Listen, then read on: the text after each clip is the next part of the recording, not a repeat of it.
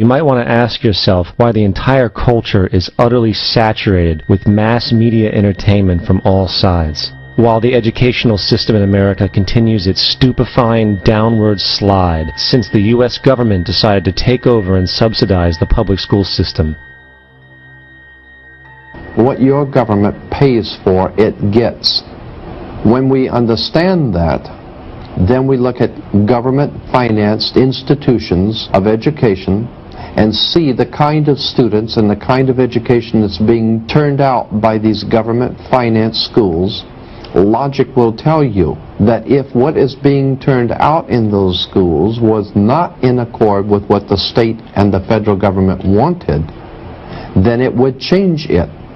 The Patriot Act, Homeland Security, the Military Tribunals Act, and other legislations are all completely and entirely designed to destroy your civil liberties and limit your ability to fight back against what is coming. Currently in the United States, unannounced to most brainwashed Americans, your home can be searched without a warrant, without you being home. You can in turn be arrested with no charges revealed to you, detained indefinitely with no access to a lawyer, and legally tortured, all under the suspicion that you might be a terrorist. It's time to wake up. The people in power go out of their way to make sure that you are perpetually misled and manipulated. The majority's perception of reality, especially in the political arena, is not their own. It is shrewdly imposed upon them without them even knowing it. For example, the public at large actually believes the invasion of Iraq is going badly, as sectarian violence doesn't seem to stop. What the public fails to see is that the destabilization of Iraq is exactly what the people behind the government want. This war is to be sustained so the region can be divided up, domination of the oil maintained, continual profits reaped for the defense contractors, and most importantly, permanent military bases established to be used as a launching pad against other oil-bearing, non-conforming countries such as Iran and Syria. The last thing the men behind the curtain want is a conscious, informed public capable of critical thinking, which is why a continually fraudulent zeitgeist is output via religion, the mass media, and the educational system. They seek to keep you in a distracted, naive bubble, and they are doing a damn good job of it. In 2005, an arrangement between Canada, Mexico, and the United States was made. This arrangement, unannounced to the public, unregulated by Congress, merges the United States, Mexico, and Canada into one entity, erasing all borders. It's called the North American Union, and you might want to ask yourself why you've never heard of this. In fact, there is only one mainstream reporter who has actually heard of and has had the courage to cover this issue.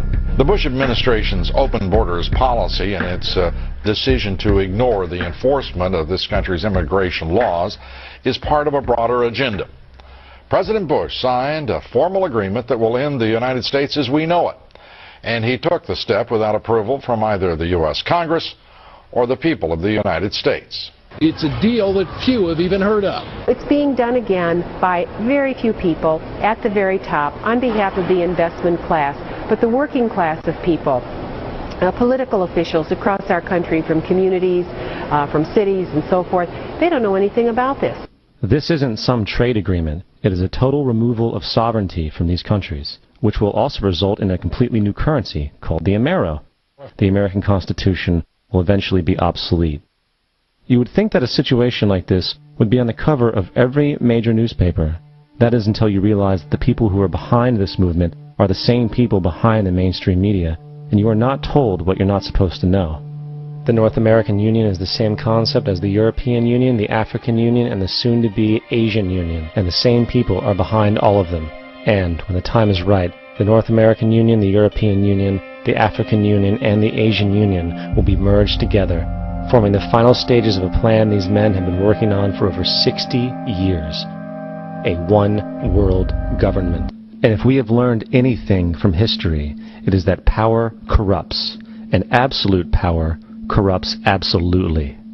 This is Aaron Russo, a filmmaker and former politician. To his left is Nicholas Rockefeller of the infamous Rockefeller banking and business dynasty. After maintaining a close friendship with Nicholas Rockefeller, Aaron eventually ended the relationship, appalled by what he had learned about the Rockefellers and their ambitions.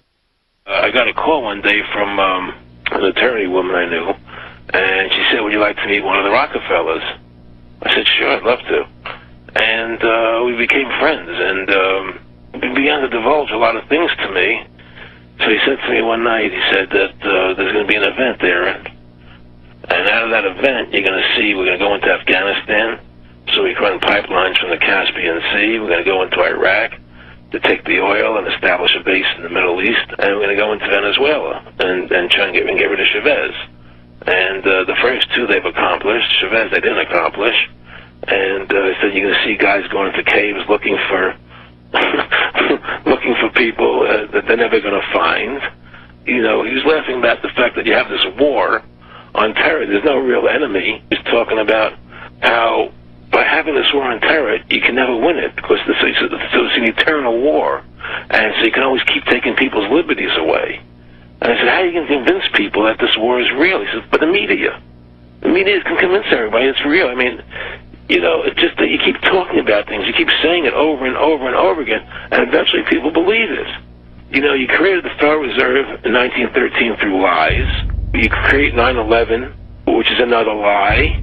Through 9/11, you're fighting a war on terror, and now all of a sudden you go into Iraq, which was another lie, and now they're going to do Iran.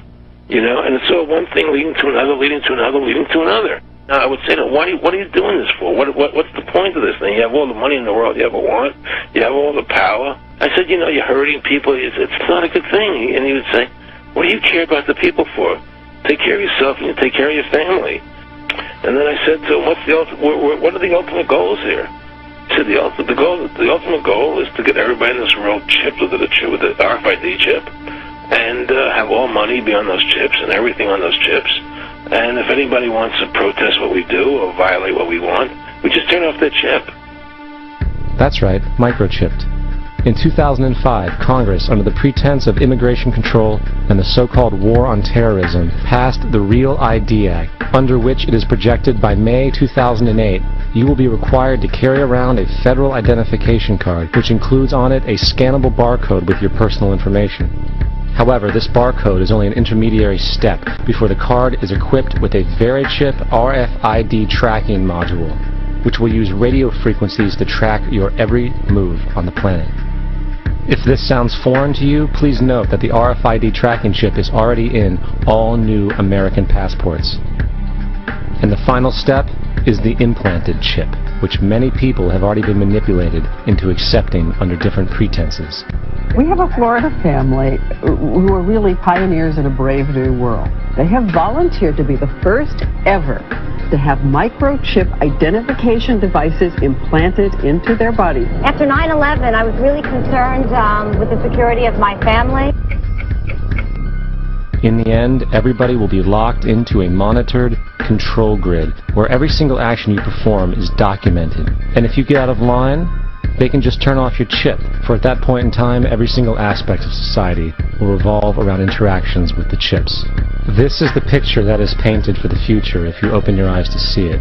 A centralized one-world economy where everyone's moves and everyone's transactions are tracked and monitored, all rights removed. The most incredible aspect of all, these totalitarian elements will not be forced upon the people. The people will demand them. For the social manipulation of society through the generation of fear and division has completely detached humans from their sense of power and reality. A process which has been going on for centuries, if not millennia. Religion, patriotism, race, wealth, class, and every other form of arbitrary separatist identification and thus conceit has served to create a controlled population, utterly malleable in the hands of the few.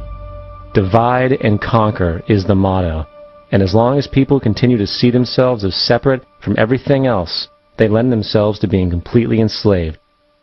The men behind the curtain know this, and they also know that if people ever realize the truth of their relationship to nature and the truth of their personal power, the entire manufactured zeitgeist they prey upon will collapse like a house of cards.